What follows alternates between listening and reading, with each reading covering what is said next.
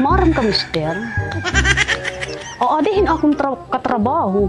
Ura-uray paglinibak ka akon. Ano na damay ton? Ngayon mga libak na damahay mo. Ira kinilinibak pa da mga suga paro kuno kitin karabaw. Urog lagi na side view. Ano? Paro kuno kit karabaw ngin na side view. Ura-ura naman la damit nga yung mga ano kasangkayan ka mga katrabaho, ano tira? Mga katrabaho ko. Kada mo pwede hay mo kumpara, karabaw pago. Itin pagkita ka, mister. Kay nag-uupod makita tiket pagmamatahit agang adit pagkakaturugit gabu eh. Paro bakit karabaw? Maram ka, Mrs. May da kasabihan nga nasa ring. Beauty is in the eye of the beholder. Karigsigan, iton kahusay hit isa nga tawo, nakadepende hiton pagkita, hit kada tagsa. Para akin, mahusay ini nga tao.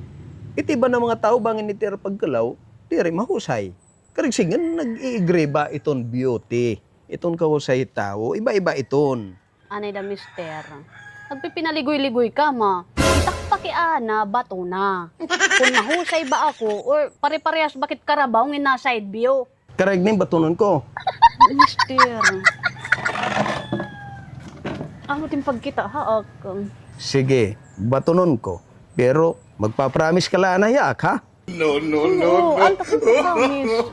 Magpapromise ka nga diak nim susungayon. Puso nga yun. Puso nga yun.